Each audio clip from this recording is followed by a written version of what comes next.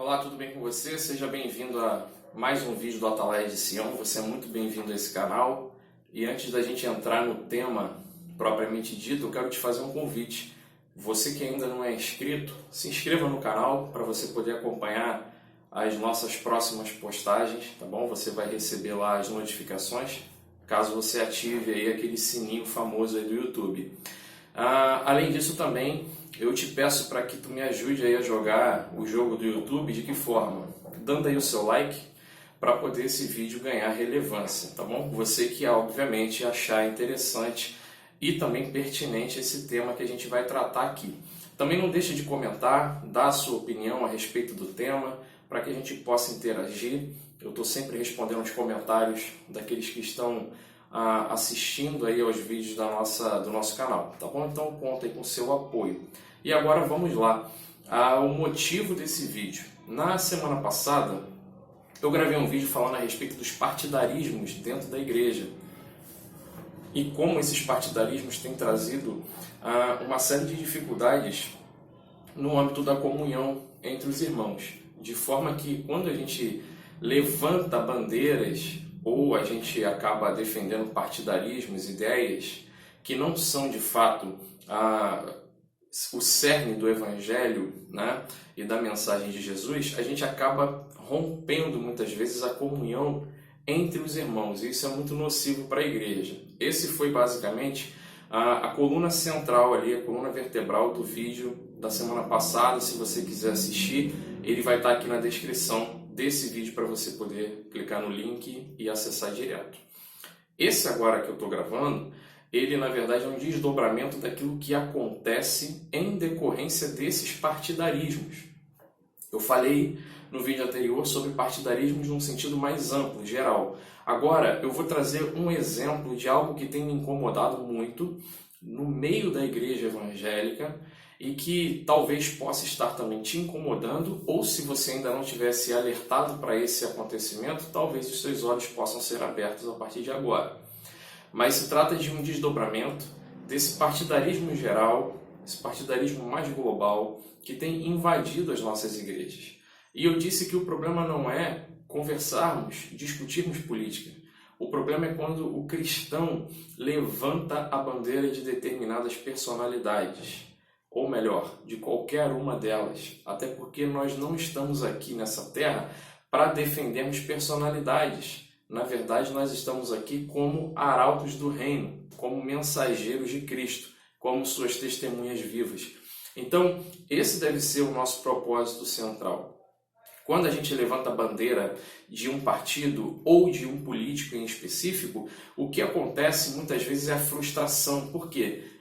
Pelo fato de ser um homem, pelo fato de se tratar de uma pessoa de carne e osso, pecadora como nós, certamente ele falhará. Ele terá os seus percalços ali no seu governo, ele terá os seus percalços na sua administração e também com aqueles que o cercarem. Então isso pode trazer uma frustração muito grande para nós e um embaraço muitas vezes. Então evite isso, sabe? A bandeira que nós temos que levantar é a de Cristo. E aí a gente trata da política no âmbito secundário, mas isso não pode vir a ser aquilo que trará divisões entre nós. Pelo contrário, a gente deve procurar, como eu venho pregando e como eu venho defendendo, a gente deve procurar manter o quê? Exatamente a união pelo vínculo do amor, conforme Efésios capítulo 4, verso 3, como nós lemos lá na palavra bem claramente sendo dito. Bom, e aí qual é esse desdobramento? Tendo dado aí essa introdução para poder te contextualizar a respeito do que eu vou falar. Como nós estamos vivendo um período extremamente politizado, quase todos os assuntos de cunho administrativo, que envolva de alguma forma, perpasse de alguma forma pela política, ainda que seja do mais simples ao mais complexo, acaba ganhando um cunho político. E com a pandemia não foi diferente, com a pandemia também tem sido assim. E pelo fato da igreja estar vivendo essa realidade nova de uma politização muito grande, a pandemia também tem se tornado um assunto extremamente politizado no nosso meio. E o que tem me incomodado? O que tem me incomodado é ver pastores e líderes que optaram por manter as suas igrejas fechadas em acordo com as suas lideranças e com a sua membresia, mas optaram por manterem suas igrejas fechadas, agora dizerem, muitos deles dizerem que optaram porque eles defendem a vida. E aí, aqueles que optam por abrir as suas igrejas são tomados como negacionistas ou como pessoas que não se importam com a vida das pessoas, sabe? Então, assim, a gente vive justamente esse dualismo que é completamente desnecessário. E qual é o pensamento que eu tenho? A igreja deve permanecer fechada? A igreja deve permanecer aberta? Na minha visão particular, o fechamento é em último caso. Assim, a gente não tem mais o que fazer, estamos vivendo uma situação abertamente caótica e a igreja não tem condições de receber os seus membros. Então, sim, aí não tem muito o que fazer, a gente precisa optar ali pelo fechamento. Só que esse fechamento, ainda assim, ele precisa ser dentro de uma meditação e uma ponderação que deve levar em conta o tamanho do templo, o número de membros daquela igreja, sabe?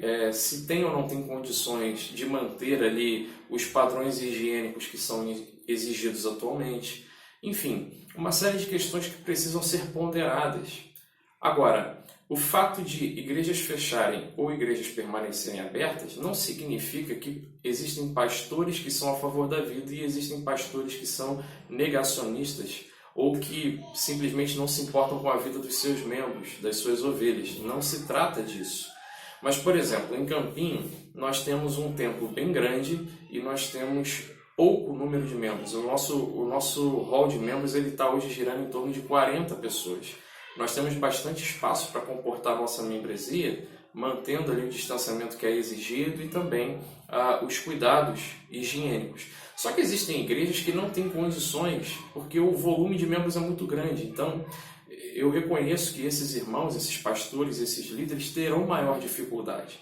Mas, pelo fato de permanecerem fechados ou abertos, não significa que aquele pastor ele é a favor da vida ou negacionista e que eu, por exemplo, estou ali mantendo a igreja aberta junto com a minha liderança desde julho do ano passado, tomando os devidos cuidados, não significa que eu sou negacionista, sabe? Ou que não me importo com a vida das ovelhas da nossa igreja. Pelo contrário, é justamente por me importar com elas e por entender que existe uma necessidade de estarmos ali em funcionamento presencial, é que nós estamos com as portas abertas. E graças a Deus temos conseguido manter esse padrão sem maiores dificuldades.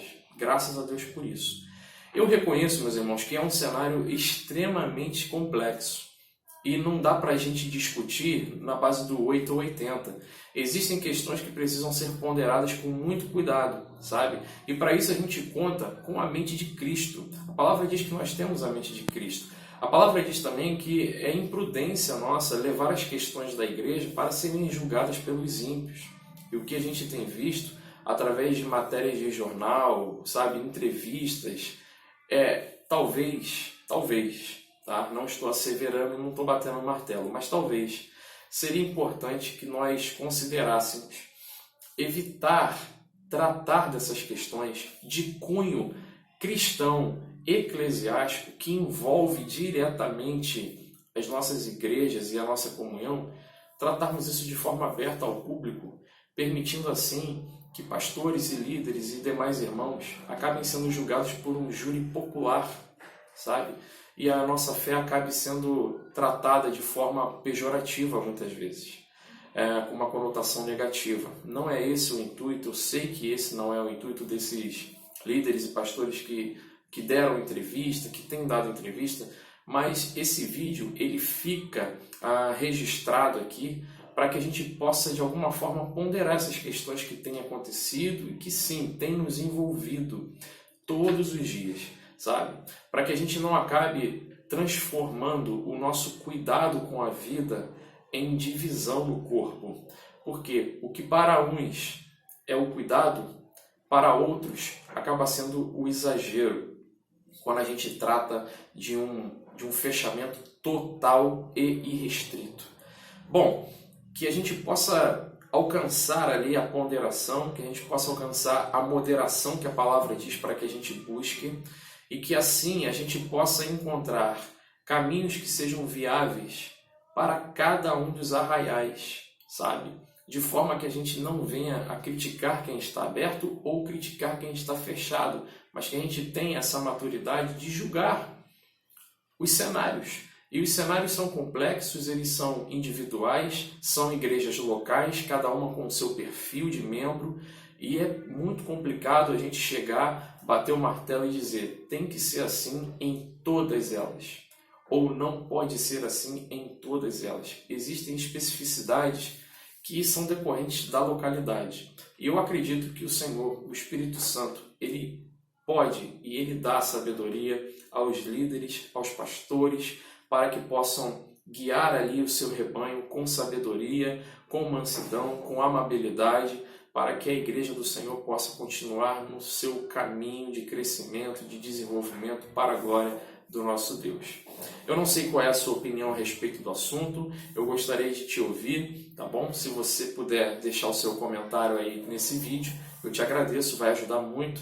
E também, conforme eu falei aqui no início, deixa aí o seu like, compartilha esse vídeo com mais pessoas, se inscreve no canal para que assim a gente possa ganhar maior relevância aqui no YouTube e ser assim canal de bênção, né, e de edificação para mais vidas, para mais pessoas, tá bom? Um grande abraço, fica na paz, Deus abençoe a sua vida rica e abundantemente e até a próxima, se Deus quiser.